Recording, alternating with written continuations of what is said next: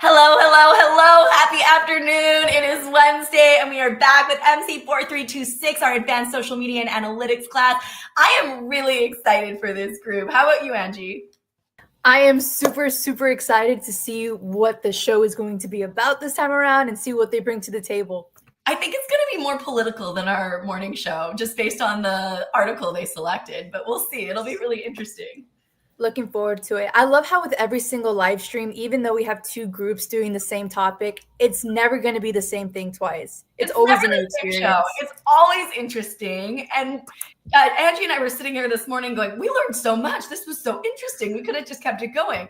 And I imagine it's going to be very similar. This group is top notch. They've been preparing and they are ready to go.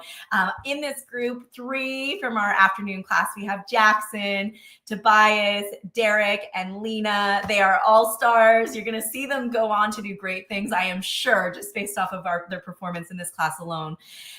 They're going to be talking about selfies and subversive frivolity this particular segment, and we're really excited for their social media show. This morning, I asked Angie what her strangest or weirdest selfie was, but this time I'm going to ask the team what's the weirdest appropriate selfie that you can tell us about. Has to be air appropriate. What's the strangest or most interesting selfie you've taken, Derek? Oh, you are muted, Derek, or we cannot hear you. I don't know if your audio. Let's move on to Lena. I can definitely say, as somebody who grew up in the selfie era, there's probably some interesting photos of me from middle school going into high school whenever I first got my phone. I know I probably have over 200 Instagram posts dating back to 2017. So there is probably a lot in there that I don't even remember about. I would say there's this one photo my mom posts on my birthday every year, but it's the black and white. And it haunts me. My 9-year-old does that every photo. Good luck finding a photo we're not doing the peace sign. She hasn't gotten there yet. She's too young, but soon, right? It'll come. How about you, Jackson? I don't think I can think of a specific example, but I definitely know that whenever I do go back to look at those old selfies, I'm like, really? That was the filter that you chose? That's what you wanted to do? Okay, sure. Or worse, it's you thought that was okay to post? Why did you post that, Tobias? Yeah, I used to go to zoos a lot as a kid and the safari trips. And there's a photo of me somewhere on the internet of it's a selfie with a giraffe, but the giraffe's tongue is out and it's on my face, and it was really gross, but it's out there on my mom's Facebook somewhere. That's a great photo. How do you feel about your mother keeping these selfies on her Facebook? She has my life so well documented on her Facebook that there's probably a photo of me being bored out there. I don't know. I love it. I'm going to be passing the torch over to Jackson, who's going to kick us off with an introduction for this Selfies as Subversive Frivolity show. Good luck with your social media show. Angie and I are here for the ride, but we're also going to join in, and we're so excited. Yeah, of course. Thank you for the handoff. So for this episode, we will be talking about selfies. And as we've kind of discussed already, they seem innocent and fun, and you just take them and take 100, or it's just casual, but it can also be a very powerful tool. And that's kind of what this episode is all about. As is in the title, there's this idea of subversive frivolity, and kind of how selfies have contributed to our online personas and the kinds of traces that we leave. I want to get our chat started off first with a question. Has anyone ever used a selfie to sponsor a product or gotten some kind of professional connection from posting a selfie? As well as whenever you do go through your selfie history, what kind of emotions and memories do they bring up? So I'm just going to send that off to the chat. And if group members want to answer that question, does anybody have any takes or any memories about that? No, maybe not. All right. Let's just get moving along then. No. I was just writing your question, but I accidentally did it in our private chat. So I'm going to post it here for everyone. But someone from your team can do that in the future. But here's the question. We're asking this of our class. We'll give them a few moments, but reflect on this. And it's kind of a two-part. So if you don't have something for the first part, feel free to reflect on only one of the parts. And I actually want to go straight to Derek because I just want to make sure your audio is working. So if you could, no, you're still not working. You might need to leave or join from another device. I'm going to take you off the floor just temporarily. But yeah, that's okay. How about you, Lena? Let's see. I would say, oh my gosh, I don't even know. Definitely like what I was talking about before is just like, I feel like I have like a time capsule of selfies. So I probably have 1,000,001 like answers to this question, but it's like, whenever it comes down to it, it's like, honestly, just like looking back at like so many years of documented history in photos. And there was just this other day where I was looking at a picture and I was like, oh my goodness, I look like a baby. Like I'm so tiny. And it's just crazy. And I've never done any type of product promotion or anything like that within a selfie. But definitely like emotional and memory wise, I feel like selfies hold so much, especially like within our generation. Maybe I'll move Angie up in case she wants to answer. I would say that selfies for me are definitely about capturing and archiving moments and memories. And so I notice that I do them rather, I take a lot of selfies, but I only capture them for sharing when they have some sort of meaning to me. Like I've gone and done something with someone who I care about, or I'm on holidays and we have this like fun tradition where we take selfies in front of like places that are iconic, the Eiffel Tower, or we've done it, at different places around the world. So these kind of like moments become more like memories, but also iconic like places that you've been. How about you, Angie? Yeah, I was gonna say I don't think I've ever taken a selfie where I was sad. It's definitely selfies are something that I do when I'm in like a very happy moment, like I'm with friends or I'm, on a trip, like you mentioned. So definitely there's something archival about selfies. I think there are definitely a way to show where your values are because depending on when or what you take a selfie of, depending when and where you take a selfie, it kind of shows a little bit more as to who you are as a person, I think. And then I would go a step further and saying that whatever selfies you post also show a little bit about who you are. Because I typically, whenever I have like a really like personal selfie, like, oh, family reunion selfie, I don't think I would post that. I would more likely share it onto the family group chat than post it on social media. Oh, the family group chat. I have seen though people with these like insane crying selfies or videos, like little monologues happening on TikTok and Instagram. It's like people are trying to be authentic through sharing the cry. But like that just doesn't appeal to me. I don't know. You know what? You're right. Like I've seen selfies of just broke up and like the mascara is like running down their faces. Running down their faces. Then I feel like just the fact that you took a selfie in that moment shows a little bit of a lack of authenticity because you even thought of a selfie in the first place instead of just being in your feels. Instead of being in your fields. Yep, absolutely. It looks like we have some comments on the side. Maybe you can start running through them as a team and I'll put them up as you decide which ones you're going to focus on. For sure.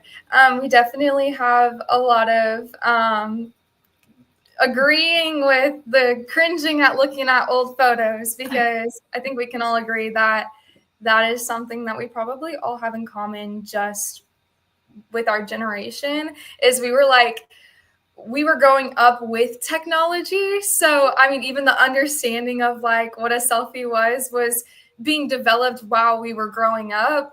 So I think it's kind of cool for our generation to be able to see both ends and like watch it develop into what it is compared to like our generation now already has, or like our younger generation now already has an understanding of it and being able to use it in how it was, I guess, has developed to be used. And so I think it's really funny that like we got to grow up with that, and we were the trial and error guinea pigs whenever it came to like social media and taking pictures and posting. And so that's absolutely hilarious. And like Destiny, I cringe whenever I look back at my old selfies. Girl, same. And the weird angles, the straight up above your head, the forehead on blast. And so, yeah, but it's always good memories, and they always have some type of good correlation with it. And it looks like we've had a couple people who have used selfies to promote like school organizations, and then somebody said their mom has used it on Facebook. I once took a selfie of me eating a taco for a Taco Bell campaign. That's cool. I love Taco Bell. That is amazing. Oh my goodness, that's so cool. I like wish I would be able to like have opportunities like that, but I just haven't yet. I think looking back on old selfies brings nostalgia, and I reminisce about the time. Yeah, me too. There's definitely where it's like, I don't know if you guys are like this, but like I can smell that picture. Like I know exactly what that picture smells like, and it's like the Bath and Body Works Sweet Pea perfume. And I'm like, oh my gosh. Yeah, no, for real. It's Tobias, very. did you have a comment that you wanted to share? Yeah, I just thought the Reese's comment from earlier was really funny about that they're glad their mom deleted her Facebook. Because I know that, like, maybe I'm weird, but I like going through my friends' mom's Facebooks because it's like you get to see all these pictures of them and stuff. And the thought of somebody doing that to my mom's Facebook makes me mortified. So, It's funny. Find some good dirt on there. It's funny. This morning we were talking about how your generation is really like this selfie generation, and I think Lena even said that like we're the selfie era. But I like hearing this conversation also makes me think that you're likely, your Gen X parents probably for the most part are also part of the problem. It's like they're on Facebook documenting your whole lives. How does it make you feel to know that your lives have been documented, not only by your parents, but like through these platform structures? Yeah, I don't know if I can go ahead and speak first, because I was just thinking about this, and even like my article that I'm about to get into in a little bit kind of talks about how our generation's so built on publicity, and everything that happens is public. And so the thought of like every award I've won since I was in kindergarten, every event that I've been to, my mom used to publicly post my report cards on her Facebook. Like, it's all I out admit there. I thought about doing this and then I stopped myself. But yeah, hearing you is like I did the right thing. Yeah. It's the thought of like our entire lives are documented on social media, and almost like the lack of privacy these days. And we were talking about just parents just posting their kids and everything about their kids, which I completely understand. You're proud of your kids, you want to post them, you want to brag, but then it's like that footprint also follows them. And so there's definitely things out on the internet that I was like, I would have chosen not to post that, but okay. But and how about you, Derek? Is any of this ringing any bells? Like your parents are posting your selfies? Yeah. Well, can y'all hear me now? Or? Yeah, we got you. I was asking the question in like a testing kind of way, but I do want to know the answer. Yeah, for sure. Like y'all said, like my parents, well, my mom especially posts from when I was a kid, like all her photos on her Facebook. So like anytime I want to just have like a nostalgia, like effect going on, I always go back to her page and just skim through her photos and stuff. And also family members too. Like I'd be looking at all my cousins' parents' Facebooks, because it's like that's the only way I can really see them, because I have some cousins that's other states like New York, California. So like them posting pictures of them just kind of helps me stay in touch with them, because like you're kind of like they're not my age at all, like they're younger, so they don't really have like social medias and whatnot. So like that's kind of my way to like not communicate, but like just kind of see what they got going on. You know what I'm saying?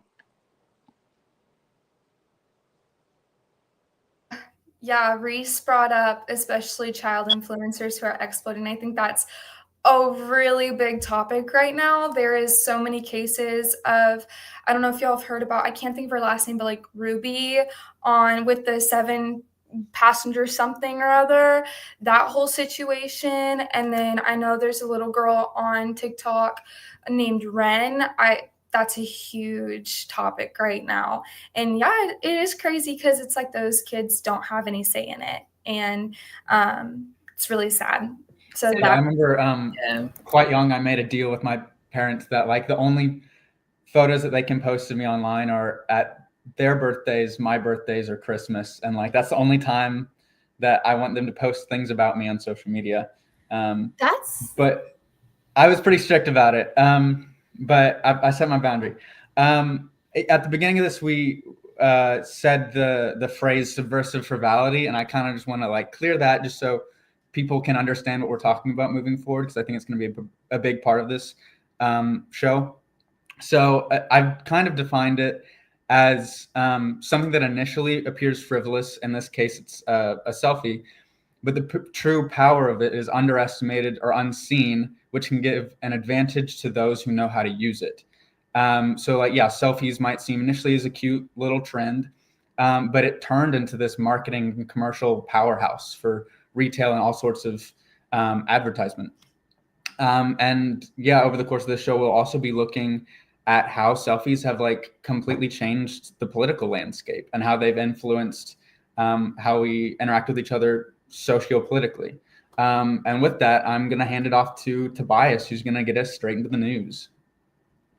Yeah, so I'm going to tell you guys about the recent social media news and news relating to selfies within like the past few years.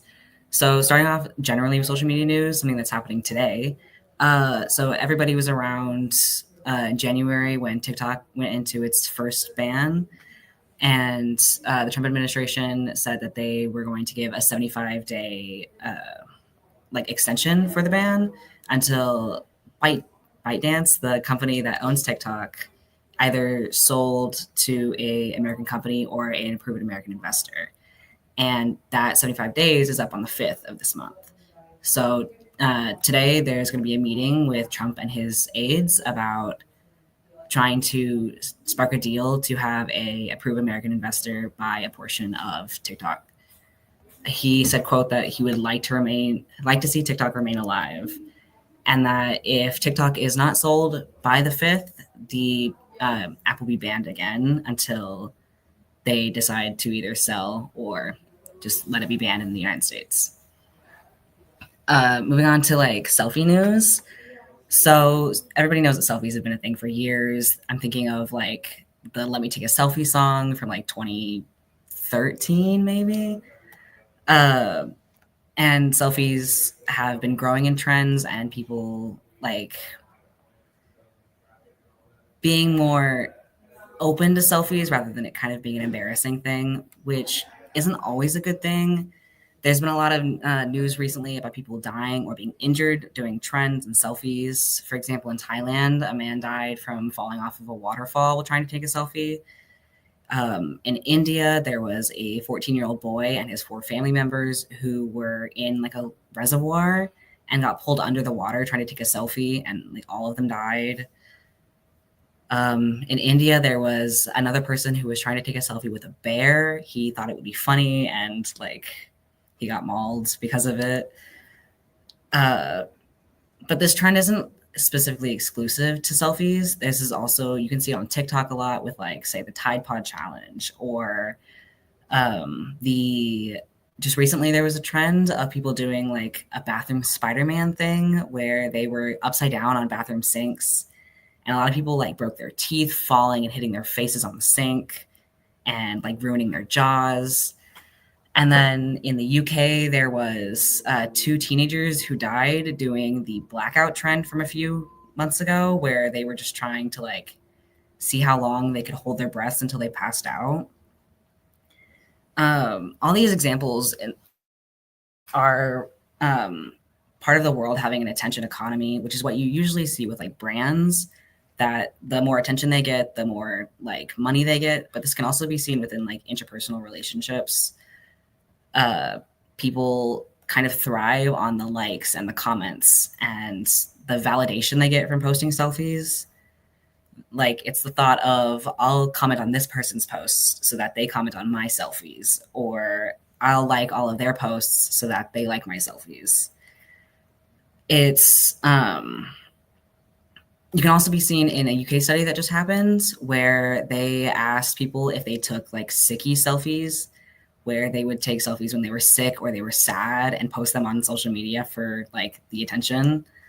You also see it with like people posting photos of themselves in like hospitals and then not saying anything about it. And it's like the attention that they get from those selfies. Like we were talking about earlier, of taking a selfie when you're crying or recording a video when you're crying. And it's not to say that selfies are a bad thing. In fact, they can actually do a lot of good. A few months ago, there was a man who was arrested for breaking into his girlfriend's house and assaulting her. And when the case was taken to court, he revealed that he had actually taken a selfie at a hotel the night that the assault had taken place, 70 miles away. And he got freed because of that selfie. They also allow people to capture important moments and document them in history. There was an earthquake in California that a lot of people were around it when it happened, and it caused a huge crack in the ground. And a bunch of people went to the crack and took selfies in front of it, which documented the entire thing for like news outlets. Yeah, it's like what Cecil, sorry, I'm bad with names. Tell her, Cece. Cece. Yeah, you see a lot of these trends on like social media, and then you don't really like see the bad parts, especially because TikTok will like censor anything that's dangerous or that can like go against their TOS system. But then you see the news stories of like, oh, this teenager died from this TikTok trend or this selfie trend. And it's hard to like see the downsides of any trends until you're the one doing it. Yeah, I kind of had something to share because that's affected me personally. Is I had a friend break her clavicle and dislocate her shoulder doing a trend the night we were in Orlando, the night before our cheer competition. So yeah, there's a bunch of things that happen. We were up till 4 a.m. at the hospital with her, and we had a competition later the next morning. So it's crazy, especially stuff that the media even hides about those types of trends and stuff. But yeah, it's crazy. Another thing I low-key want to add to that is also, I mean, this is not technically a selfie, but I have a friend who he got a new car, and it was like a Hellcat. So he obviously wanted to show off him, because Hellcats are fast cars, So he was trying to show off him, driving the car and stuff like that. And like while he was taking this video, he lost control of like his car when I mean, he's okay now. This happened like years ago. He's okay now, but like like by God's grace, he was not hurt whatsoever. Like he crashed into like a tree and everything, but the car was totaled. Like it was gone. But yeah. So him doing like taking that video was just, him trying to show off that he got his new car was because sometimes that's what I'm saying, like selfies or like videos could lead to like accidents, as what Tobias was saying earlier as well. Yeah, it's like you see all of these like social media trends, especially like I'm thinking about the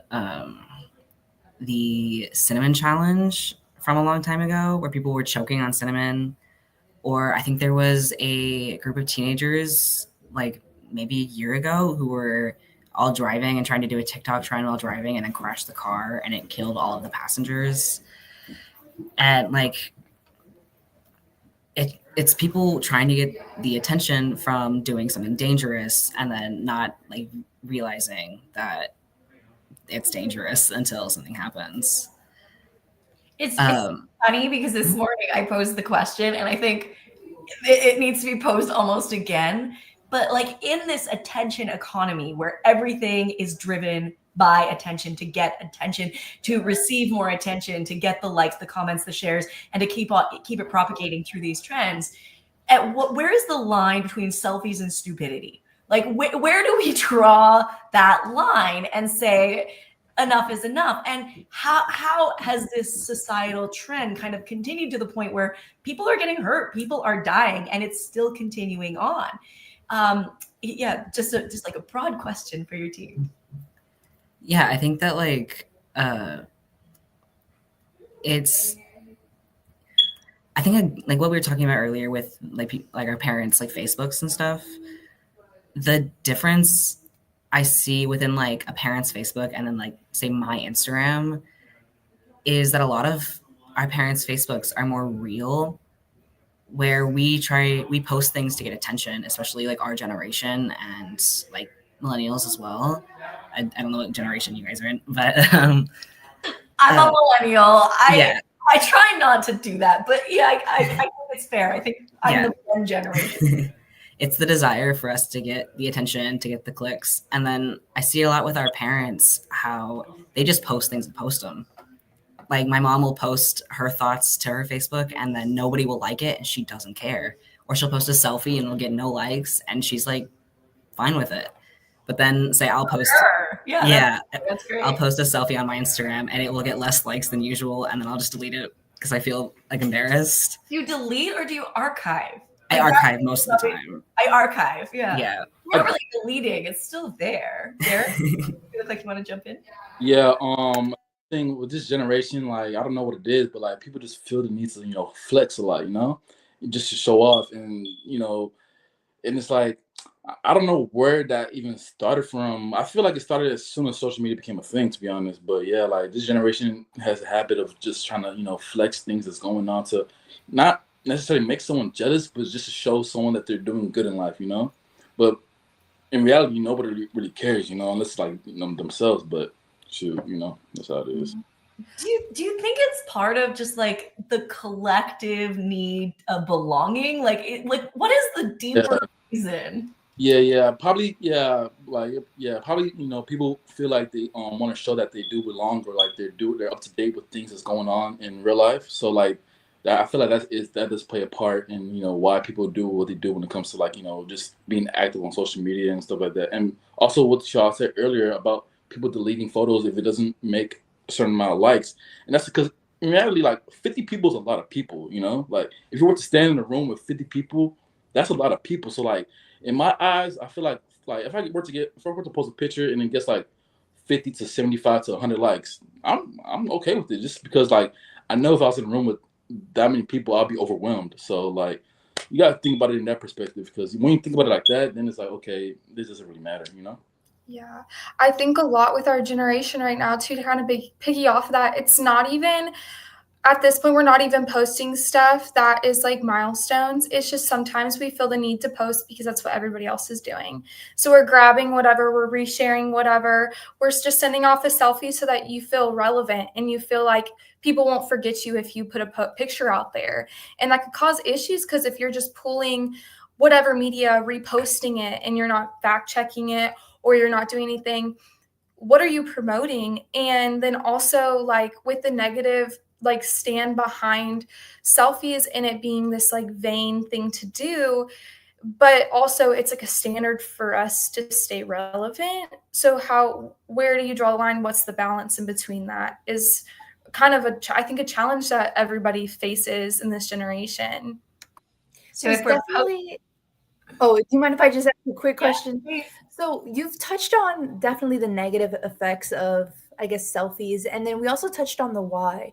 So I just have a quick question before we go on to the next point, because Nicole mentioned drawing the line between selfies and stupidity. And I just want to touch on maybe how we would draw this line, because in 2016, I'm not sure if you guys remember Pokemon Go, there was an actual line in the app that was like, be aware of your surroundings, because of just how many accidents were happening for people playing the game.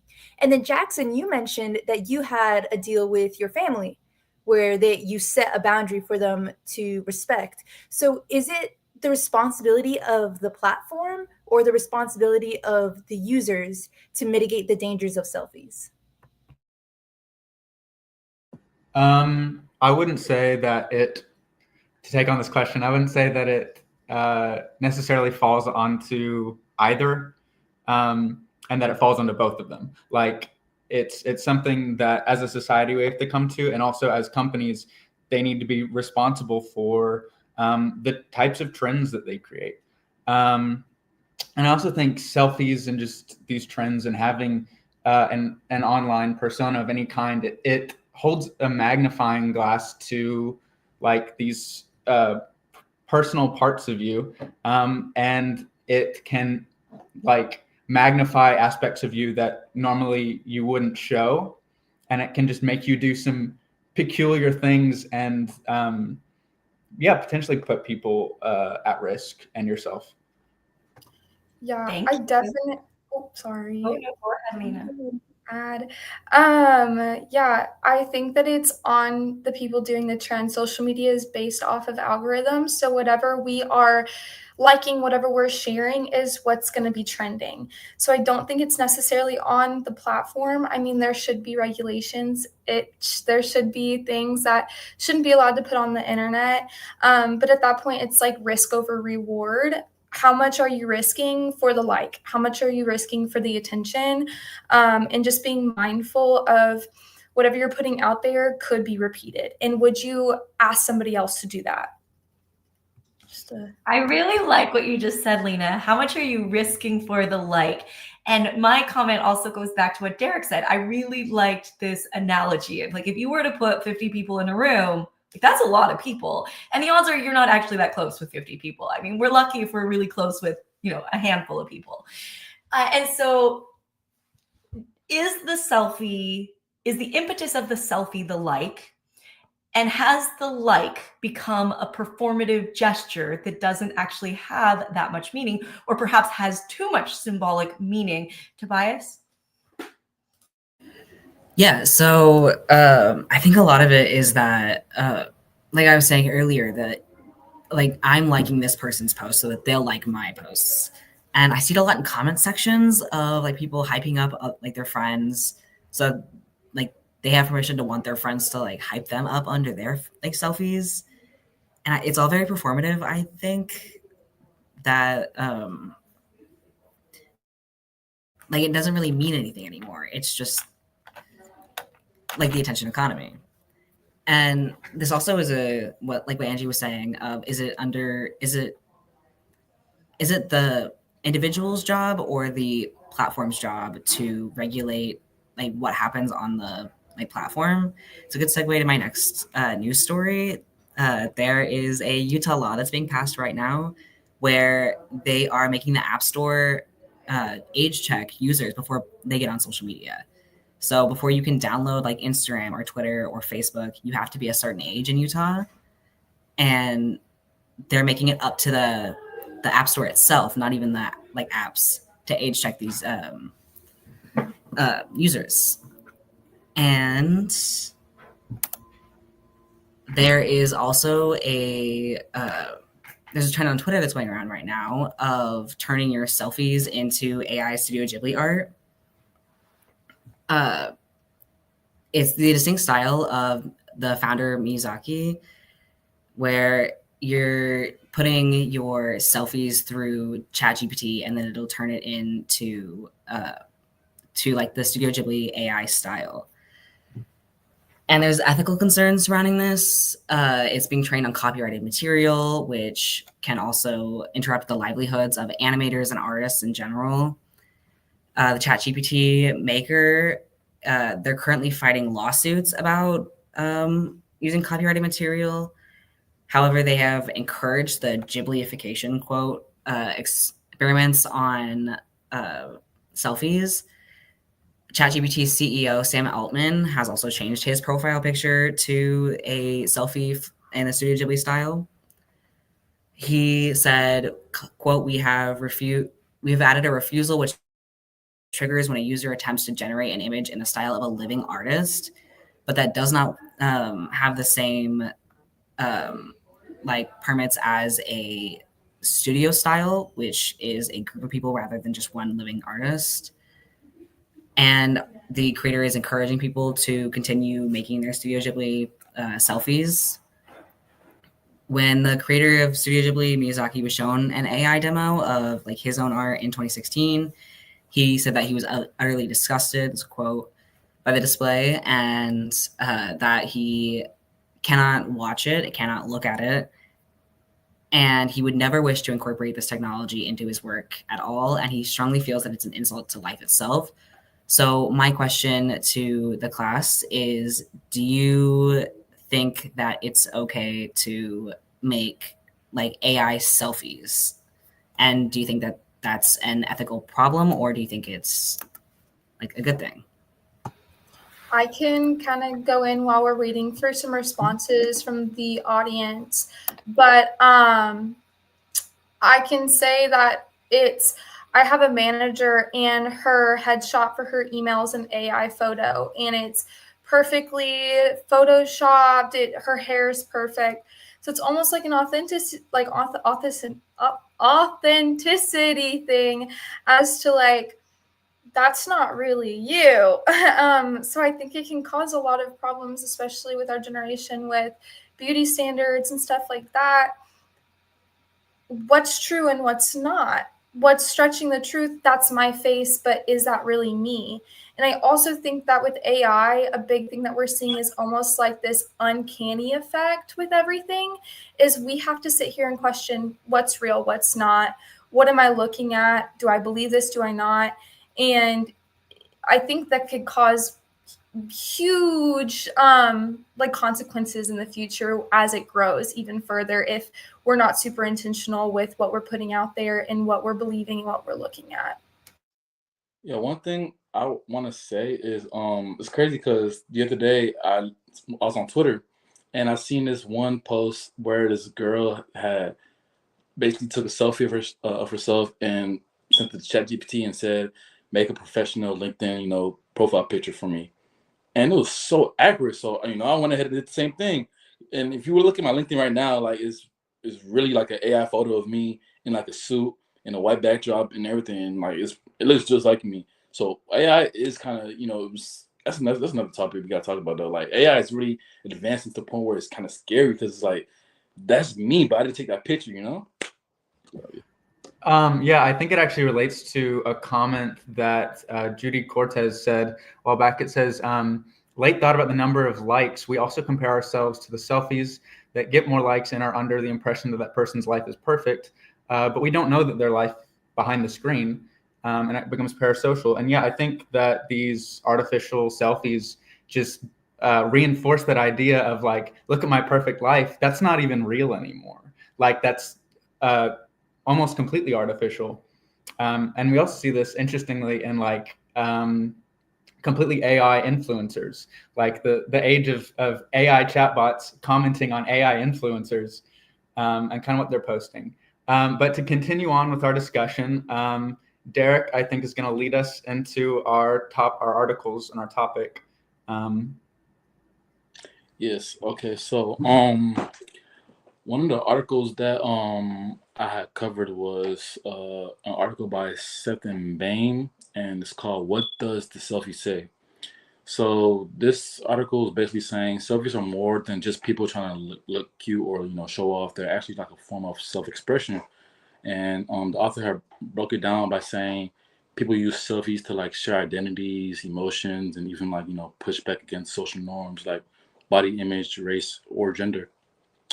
They also have reference that selfies are a way to connect with others, other people. Like you're not just taking a pic for yourself; you're kind of inviting people into your life. And it's even if it's just like for a second or two.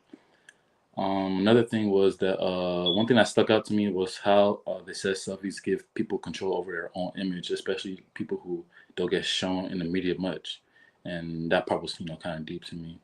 So my question for like the class or my teammates is: do y'all agree that selfies can be like a meaningful way for people to express like their identities and challenge social norms, or do y'all think it's mostly just about having fun and just getting attention? Can someone on your team post that in the chat, please? I have a question for you, Derek. I'm curious how they define selfies and what are the different ways that selfies can be defined? Well, for example, like there's different types of selfies in my opinion. Like there's selfies that you can take to promote a thing, and there's selfies you can take to show that you're just doing something. For example, say for like, this t-shirt, for example, like say this is like, Chrome Hearts, which is like, expensive clothing brand. I would take a selfie to show off that, I'm wearing expensive clothes, just to show people that, I have, some type of worth to me, and then there can be also selfies that, like just basically just want to say if it's your birthday and you got for girl, like they got their birthday makeup done, like they want to take a selfie to show that they look good and whatnot. So they'll take a selfie, just kind of showing people that it's their birthday, they got their makeup done, they look good, just to like just to there's different definitions to it. It just really depends on like what the situation is. How do the authors in the article define it? Oh well, so what I wrote was one of the ways the finding it was self-expression. Like say if like someone's down or whatnot, they'll probably take a selfie, and within the selfie they'll write a caption explaining what happened to them at that particular moment. And also another way they'll saying explain was, let me see, I can kind of jump in. The article explains it as like selfies aren't just about looking good, they're cultural artifacts that reflect the values and identities and even like power structures and status quos in our society. So, like from political movements to personal empowerment, selfies and social media are just interactive functions beyond just snapping a picture. It it's really like this entire idea of capturing a point in time, and they get put into this data source, and there's all types of controversies behind that and everything else. So especially with the rise of front-facing cameras, which I know somebody said just about that earlier, about how it went from pixelated to perfect clear photos. Social media didn't just change how we take photos, they changed how we see ourselves and others in that way. And so I think it's really interesting how the article explained it as that cultural artifact, that this is something we're putting out to capture a moment in time. Yeah, absolutely, Lena. I think that's really interesting. I love how they structure it as both like almost a symbolic object and gesture. And if you think about it within sort of a more cultural frame, it's much easier to move away from that pathologizing tendency that we have that, this is narcissistic and this is something that is subversive. It only has this like intended meaning, right? Like if we think about the dominant frames in how we read a selfie, often we think it's, it's empowering typically young girls, right? We often think of selfies as gendered, which I push back against quite a bit because I think like everyone takes selfies and has taken a selfie. Maybe the distribution looks different.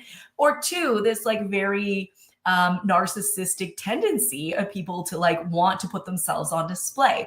But if we think about that very aspect of like, how do we put the self on display? What does that look like? What does that mean? I would argue that's been going on forever. The way rich men used to have themselves painted or sculptures or statues made that they put up at their house. I mean, what is the difference? I love to use the example of Andy Warhol's photo booths. If you look at Edie Sedgwick in the photo booth, like these are so interesting because they capture sort of that immediacy and intimacy that you often think about when you're thinking about a selfie, like that revealing of the inner self. So when you start to think about the ability of a selfie to reveal the inner self, that says to us that we can read it in a much more critical way, that it isn't just frivolous or quote unquote empowering in sort of like the most basic and simplistic way possible.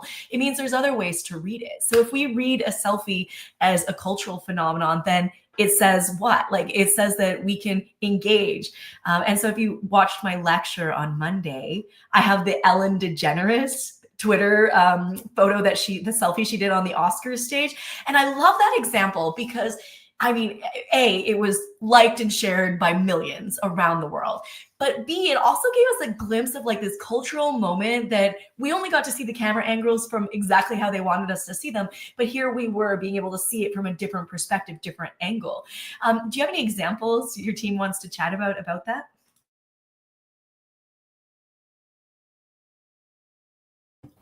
I mean, go ahead. It's actually really funny. I was going to bring up that selfie, the Ellen DeGeneres selfie, in my news section about like the importance of selfies within the public and for influencers, because the internet kind of lost their mind over that selfie because it had everybody that like people loved in it, and it shows like the cultural importance of selfies. And I yeah. I was going to bring up, I know our article brings up like the If They Gun Me Down entire movement, that hashtag. And it just proves that selfies can even be deeply political in that fact.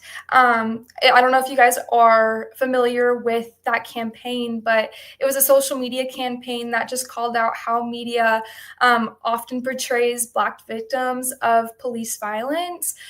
So participants kind of posted two contrasting photos, one of them looking respectable and another one fitting their harmful stereotypes, and basically asking the media, if I were killed, which photo would you use of me? And again, going back to that cultural artifacts, whenever we post this stuff, whenever you're not around anymore, what's going to be your digital footprint? What's going to be used against you? What's going to be used for you? And that's kind of the harm that we're seeing in social media these days, is we're posting it publicly, so there's very blurred lines in what can be used and what cannot be used, and what's appropriate and what's not appropriate, and when you ask for permission and when you don't ask for permission. And I think that this entire campaign was a wonderful example of that, just how social media is being used and how selfies are being used against and for the public. I think that's such a great insight. And it makes me think that the moment we start to think about a selfie as a cultural artifact, even if you could read it in another way, like this is obviously narcissistic, this person only posts about themselves and how great they look. But even if you start to read it as a cultural artifact, one of the things that you start to see is the moment it's posted on Instagram, for example, it's now being tagged into the metadata of Instagram. And so we automatically start to see it as a political, economic, and cultural byproduct of that platform. And so within the platform vernacular that's encouraging us to share these selfies, there's also sort of like an economic gain for them because, right, like they're collecting that data for different purposes. And what I find really intriguing about this process and concerning is, where does it go when I'm no longer here? Like, we know that Meta has this, like, they will archive your Facebook, for example, like once you are deceased and pass on. But they don't say anything about like they're going to erase your data. That data just becomes like part of their internal structure. So if we think about like the digital trace that we literally are leaving on all of these platforms, like what are your thoughts about like the long-term consequences of that sharing practice? Oh my goodness. It's just like, are selfies really empowering at this point? Do we have control over our selfies? That's a weird question. Like, there's so many government and corporations who are using these selfie data to train AI and algorithms and for surveillance and even law enforcement. And so it's like, how can a simple act of self-expression become such a bigger part of system and of control? Because at this point, we don't have control where that goes. We don't know what's behind the scenes. And sadly, we probably never will unless we force transparency. And it's just the sense of empowerment doesn't always mean control. And that's scary. I don't know about you guys, but that's scary for me. I think that's such an interesting response. I think the control angle that comes up in the Semp and Bain article is really interesting because it frames it as like this empowering form of self-control. But when we think about it within a larger platform structure, control can be read in other ways. And it starts to, think about like, where is that? But what's interesting, and Lena just brought this up, and I just want to kind of jump off of it, is Mark Zuckerberg has said that he is training AI off of content creators' content. He has been very explicit about this. He hasn't specifically said, like, I'm training it off of every user's feed, but like isn't the logical connection that he is. And so then what? Yeah, I got being like one thing I want to say is people that have it tough is really celebrities. Cause just imagine like you take one picture and then like I don't know AI uses that picture to find out the exact location you're in at that. You know what I'm saying? So like, yeah, like I feel like the next like well, we're in 2025 by for sure by 2030 like pictures. Like, I feel like it's gonna be very dangerous, because especially if you have a higher status to you because there's super fans out here like there's your Swifties and like your Playboy Cardi fans that like they really want to know everything and anything about you. So AI in the future, I feel like when it comes to like pictures in general, is probably gonna unless it gets controlled in a certain way, it won't look right in my opinion. I don't think so. I don't know. It harkens us back to that. I think it's the Black Mirror nose dive episode where it's like all the hearts, like you're just calculating all the hearts. But yeah, I think it does tell us that selfies are social, selfies are political, so selfies are economic, selfies are cultural. And that's a really interesting read. And I think that lends us really nicely into the next article. So I'm hoping we can kind of start moving in that direction if possible. Yeah. I think the political side of selfies, whenever we talk about the I voted campaign and stuff like that, it's huge. I mean, it's raised the question of if you didn't post about it, did it really happen? And I think that article really comes in on why are we posting? Because we want to flaunt it, or because we want people to know that I did something good, or what have it. And yeah, and it's almost like what I was going back for about our first article was just like the dark side of selfies, and then almost like I have to post to get validation or to get that to get those likes and stuff. But it's like, at what point is that untruthful, or at what point does that become vain or narcissistic? Yeah, it's absolutely crazy. I don't know if any of my other group members have anything else to say about that. I wonder if it's collectivizing. Like, is there a way to read it as, that hashtag and that symbolism of the I voted sticker? Is there a way to read that as we're now part of a more collective political, social action movement? What do you think? Yeah, I'm not gonna lie. Like for example, say if like who's I don't know somebody like Duke Dennis. Say if he were to post a picture of him with a sticker saying I voted, him doing that is gonna encourage. I feel like almost every other guy to just go ahead and vote because he did it, because he's so role model to some folks. So or Kaisen Nat is a better example.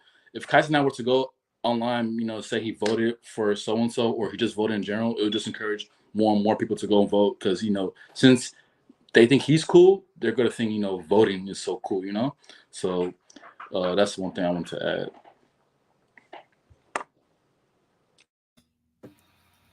What do you think, Angie? What do you think of I voted campaigns and hashtags and selfies? I think absolutely that selfies and social media campaigns are a big contributor to, I guess, political campaigns. I mean, I think Trump's 2016 social media campaign was definitely something to study. It was a big contributor to not just, I guess, the importance of social media, but also it's good things and it's bad things. There was the whole fake news trend as well. So one of the things that I know about this election, the 2024 presidential election, was that it had one of the highest voter turnouts in the 21st century.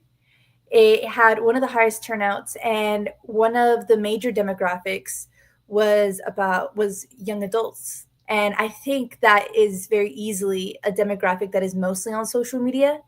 And so I'm not sure about the correlation or the causation if there is a tie there, but I do think that social media is a huge contributor to people that vote because, as you mentioned before, it's this bit of of unity of this community within voting, not even just partisan voting. In general, voting is encouraged among youth. And we've seen in the past century that actually, I just want segue that I'm actually doing like a separate assignment on this. So I am surprisingly have stats on this. So in the past few years, the gaps between adults and young adults is closing. There used to be this huge gap where it was mainly adults like 25 and over that were voting. But now the 18 to 25, we're slowly closing that gap. And I think one of the factors to that is social media. I think social media is a big contributor as to why people are going out to the polls. Not just because people are encouraging, you see other people like, oh, I voted, but maybe also in an informational sense. Through selfies, posts, stories, you can see where your nearest location is, or maybe like how you can do so. How does something like an I voted sticker on a selfie politicize a body? And at what point does it become collective? And can you think of other examples other than the I voted hashtag campaign with the selfies? Are there other examples of this? Yeah, I was just actually about to bring up, it's crazy how selfies can play such a role in political strategy, and not even just in the US. We can even look at like India's 2014 election, where Modi's supporters use selfies to build a sense of national pride and connection. And one of our scholars from our articles even points out that the most casual and amateur looking selfies can carry political weight. If that has to do with the actual voting, or if it has to do with national pride, or just overall policies and what you support, there's so many things. How it's shaping perception of leadership and patriotism and civic engagement. And I think that even some of those push some of the normals of today, and we're seeing that right in front of us. More people are speaking out about what they believe in, whether it's engaged with or if it's agreed with or not. And we're seeing a lot of people go beyond the normal whenever it comes to, I guess, engaging with content and beliefs. So yeah, it's crazy that we're pushing boundaries even further than what we saw 5 years ago. Yeah, and like the article makes a really good example. It talks about a voter's selfie that has the I voted sticker over her mouth that just said, and the caption says, your voice is your voice, let your voice be heard. So it shows that like selfies can be political without like making a specific statement. Yeah, it can definitely open it up to interpretation, because I think a big part of it, it's pretty bipartisan in that, like, they don't have to know who you voted for. Just get out and vote. It's not about like, oh, I voted for this person or I voted for this person. You're becoming part of a collective that just voted, and I think that within itself is powerful. I think as young people grow up and get to voting age, that's also around the time where they're like exploring and trying to find their groups and the people that they can connect with. And I think like whenever you see this wave of people posting I voted stickers, you're like, oh, I want to be a part of that. Like that is an important thing. It's an important landmark that I need to join in on. And I think that that is why we're seeing the younger age ranges start to catch up to the millennials and Gen X voting base. Do you think that's an important part of the civic engagement and getting people out? And does that play a role for your generation? Absolutely, I'd say so. And you can definitely see politicians trying to take advantage of it. And like I'm getting political ads where it's definitely aimed at my generation, because like they're trying to get us early, so that way they have like a consistent voter base as we get older. And I think, yeah, we're being targeted by older politicians. and the people around us as well, the community around us, for sure. Yeah. So last semester, someone said, you know, it seems apolitical, but the moment you start adding politicians to it, it starts to become political. Do you agree or disagree? I would say that it's political before you add politicians into the equation. I think, especially like in an age where we're also connected with the world, before you add politicians to the equation, everyone kind of has their biases and that transcends what they're consciously posting, and like it's going to influence their online persona in some way, to varying levels of degree. But I think that online selfies and chats and stuff like that are to some degree political inherently, based on the community that is a part of them. Yeah. Shouldn't the very act of like go vote be apolitical? Shouldn't that just be part of the main stage of a democracy, right? Like, what do you think about that? Like, why has that become political? I guess is the question. Like, why has go vote message become political? I think it's just because the message is so political and social media is so divided right now. I don't think there's such thing as apolitical anymore. Everybody has a side and everybody has an opinion. And especially with our generation, we are encouraged to share our opinion and what we believe. So I think whenever you bring up this campaign, even if it's supposed to be apolitical and there's not supposed to be a side, there's always going to be a side. And that's just how our generation was built. And we were told to always share our opinion and never stay quiet. And so I think that's just how we use social media. I mean, social media, and I mean, if we even want to go back to the idea of selfies, it's not just self-expression anymore. It's about power. It's about who is seen, what they're representing, and like, I guess just what happens to their image once it enters the digital world and what influence it has on everybody else. And everybody wants the biggest voice, the most engagement. They want their agenda to be shared over anybody else. So I think it's just going to be situational. It's going to be sided no matter what. And that's just how our generation was built. I really love what you've said, Jackson and Lena. And I'm only pushing just because I want to hear your answers. But what I will say about that is I have one more question, one more follow-up. Is there a potential that it's because everything we post becomes our identity? And so then it starts to feel a little bit more complex because it's not just a message of go vote. It's actually a message that's intertwined with other parts of our ideologies, beliefs, values, things like that. What do you think? I'm yapping. I'm sorry. I'm a yapper. I can talk for ages.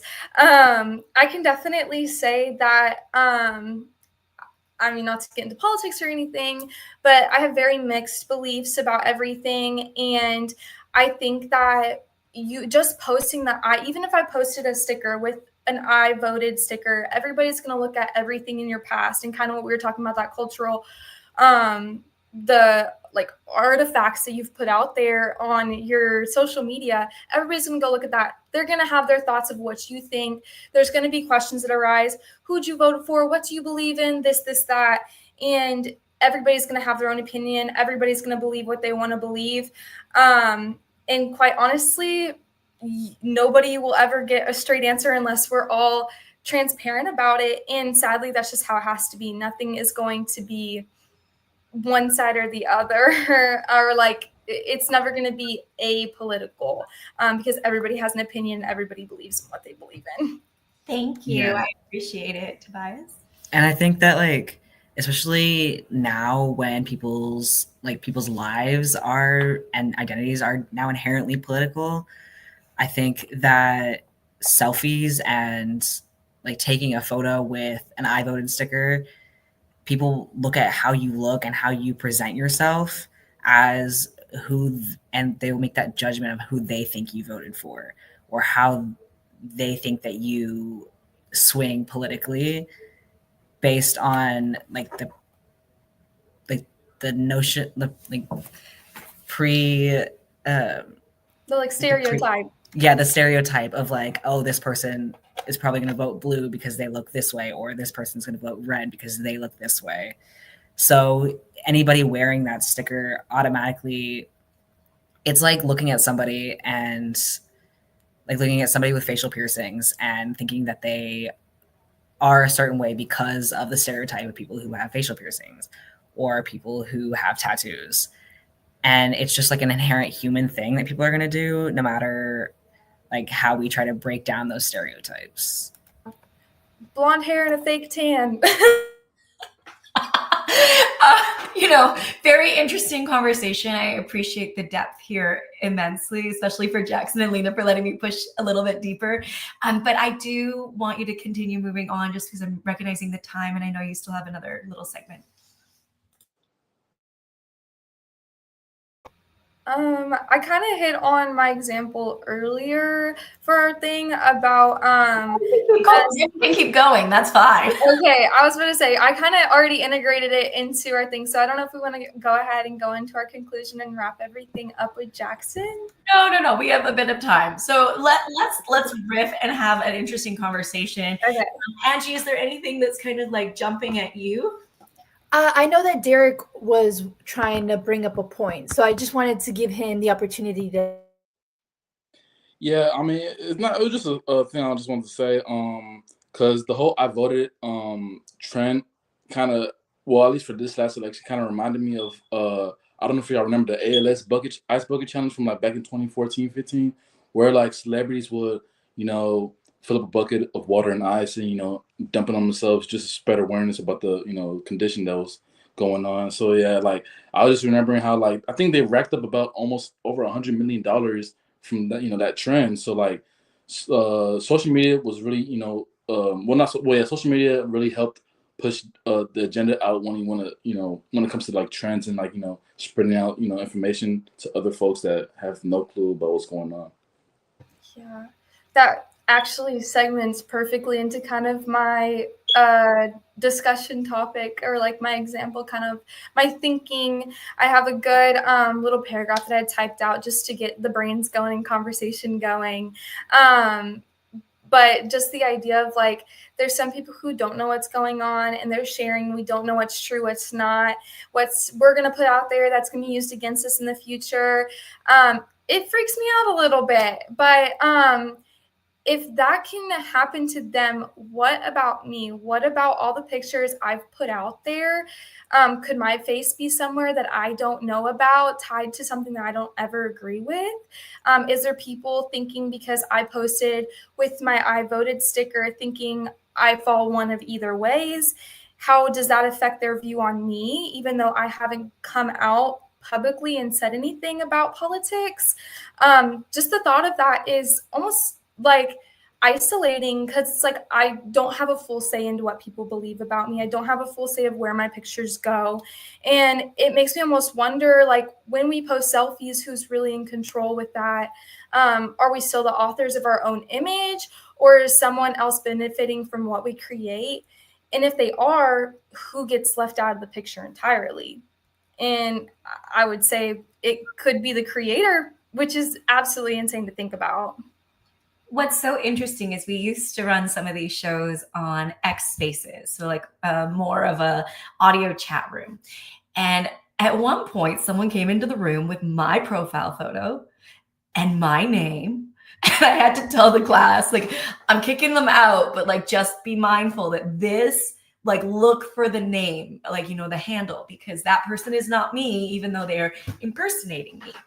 Now, when we think about the selfie, and the ease at which we have AI available to us, what happens, or what are the implications or potential implications of people being able to generate endless amounts of your selfies and put them wherever they want? I mean, what kind of how do we deal with that challenge? Oh my goodness. As soon as you said that, I thought of the whole Twitter and Taylor Swift scandal that just happened, where there was very inappropriate videos of Taylor Swift on Twitter, and it took them way longer than it needed to be taken down, and they were spreading like wildfire. And just like to think about that could have been anybody. And just because she has a spotlight on her name and she has a lot of attention, it happened to her. But what if it was you? What if it was the person who made those videos and exploited them like that? It just kind of, it's scary. And to think that there could be something out there that you don't even, the internet's huge. There could be something out there that you don't even know about, and it has your face and your name tied to it.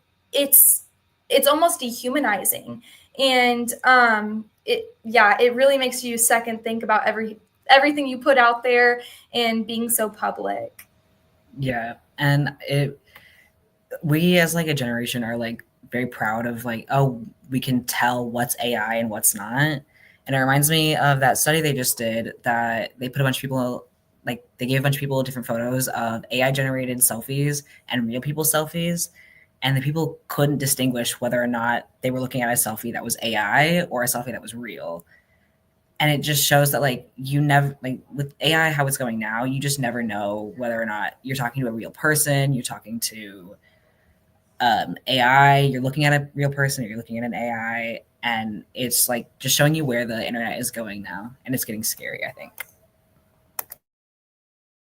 Especially with the rise, it seemed like Jackson had something to say, but especially with the rise of like audio AI, there you don't even have the visual side of it. And that's even more dangerous because it's what depicts it from being real and what's not. I mean, we can say that we have great little tellers in our ears, but to be honest, whenever you hear somebody talk a couple times and then you're hearing a video, you wouldn't think twice of it. And and oh my goodness, yes, this comment from Aloha's, it ruins their image so fast. And there's so many people who don't know what to believe anymore and what to believe and what not to believe. It's crazy. And I think that it's really, it's going to be dire at some point in the next couple of years, just as it's growing so much. And AI is running our world right now, and it will run our world at some point if we want to believe it or not. Let's let Jackson jump in and then we'll wrap it up. Yeah, I was going to say, if I'm remembering correctly, I believe I saw something talking about how there was a political campaign that had like an AI generated family on it that coincidentally looked like a real family. And the family was like, we didn't do this. And like their community was like, did y'all pose for this political campaign? They're like, no, we have no idea. And it just had so many images that looked similar, I guess, and the AI bot chose that image, and they got their face kind of like plastered everywhere for a specific political side they didn't necessarily align with. So it's definitely like, because it's evolving so fast, we can't quite adapt to it. We're like, oh, what do we do? So it's kind of a crazy time in regards to that. So yeah, we've talked about just a bit on the TikTok ban. Yeah, we talked about selfie trends, the kind of like the unimaginable power that selfies can have, even though they do seem kind of frivolous at first, and kind of the responsibility that they require, and how they've shaped our political world. How the selfie with the "I voted" sticker has really created this community of young adults now, getting them to the polls, stuff like that. And I think that ultimately wraps up our show today. Way to go! Yay! That's awesome. It was such an interesting conversation, and I enjoyed being here with all of you immensely. Angie, anything to add? Yes, thank you so much for having us, for putting on such a great show. I want to say thank you for the audience for engaging, and again, you guys did a great job. Yeah, well done. This was such a fun conversation. I'm just going to do a little bit of housekeeping. I know I have 1 minute, but your social media labs this week are a little bit different than normal. So you have a selfie that's due on your Canvas discussion board, your social media lab tonight. You just post your selfie. Then you're going to reflect on that for your actual observation that is due on Sunday. So just be mindful that it's a little different than normal because there's this 2-part process. So post that and then come back to do your activity. But otherwise, have a great weekend, and I look forward to seeing all of you next week. Bye, everyone. Have a great weekend.